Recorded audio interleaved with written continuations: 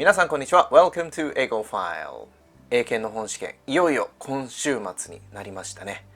今回もオリジナル語彙問題5個用意しましたので、力試しとして挑戦してみてください。それではどうぞ。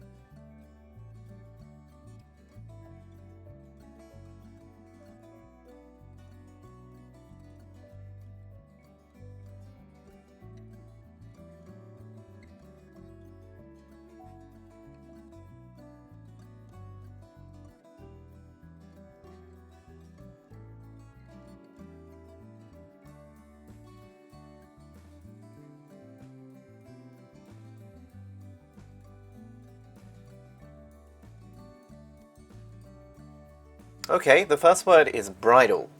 This word has been the answer in the real test once before.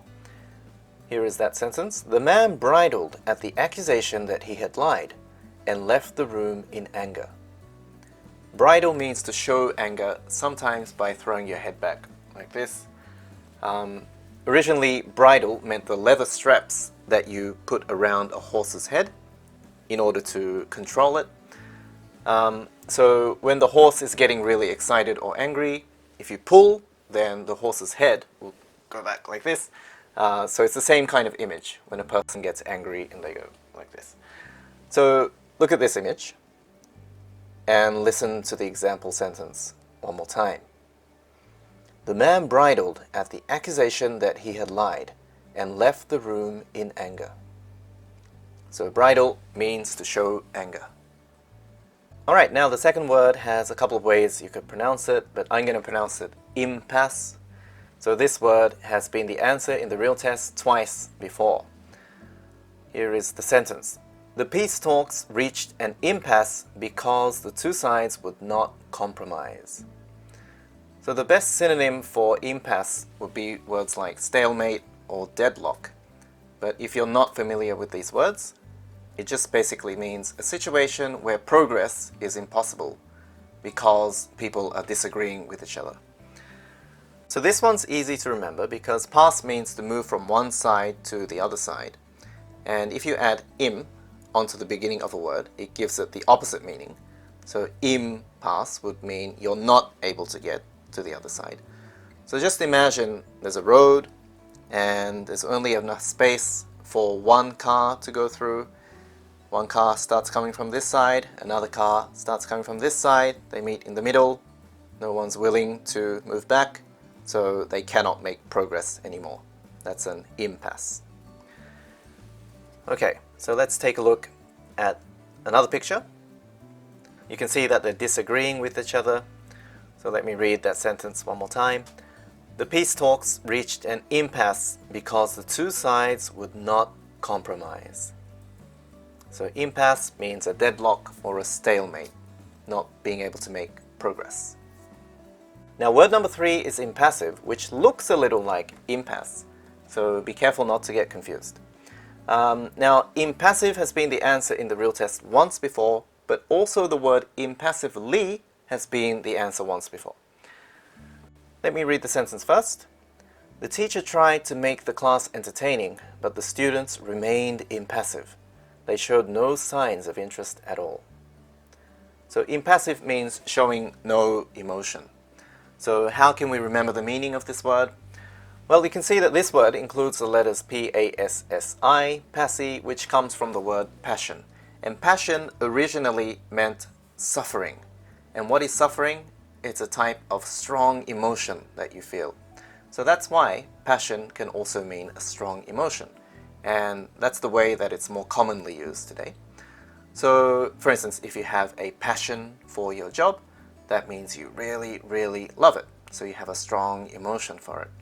So then what happens if we put the word I am in front of it? So remember, I am makes a word the opposite meaning. So the opposite of really, really strong emotion will be no emotion. So that's why impassive means showing no emotion. Alright, let's take a look at this picture.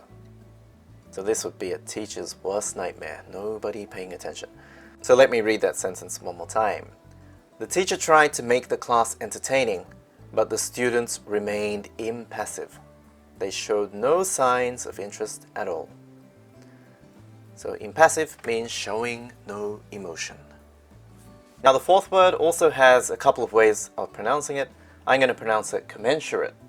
So this word has been the answer in the real test twice before. Here is the sentence.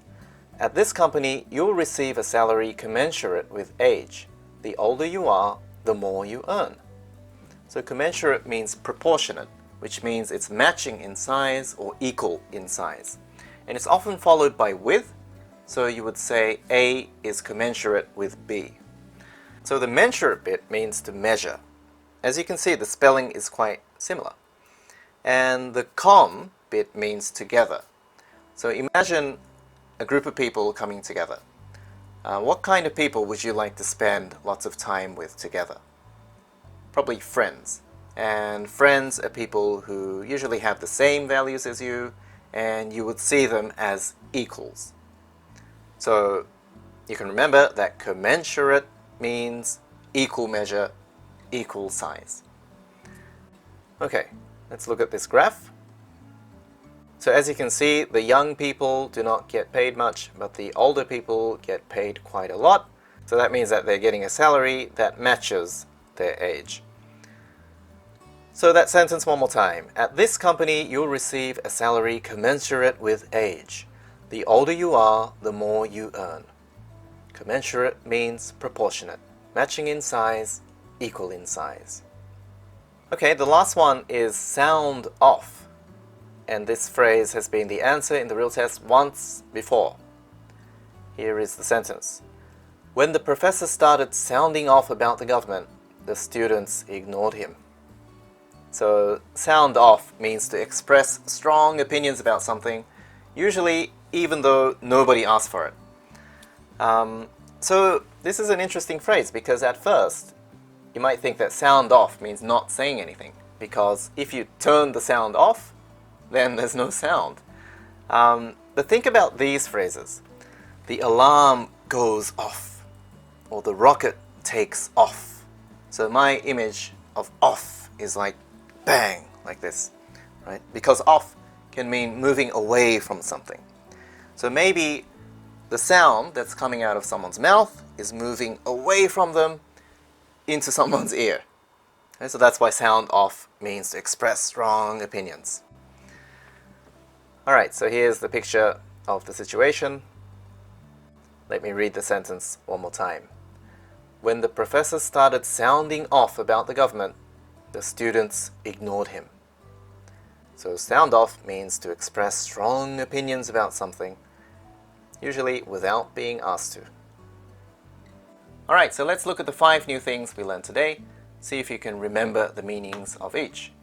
So number 1 is bridal. Number 2, impasse. Number 3, impassive. Number 4, commensurate. And number 5, sound off. So I'll be releasing at least one more video before the real test, so please look forward to it. Thanks for watching, and I'll see you in the next lesson.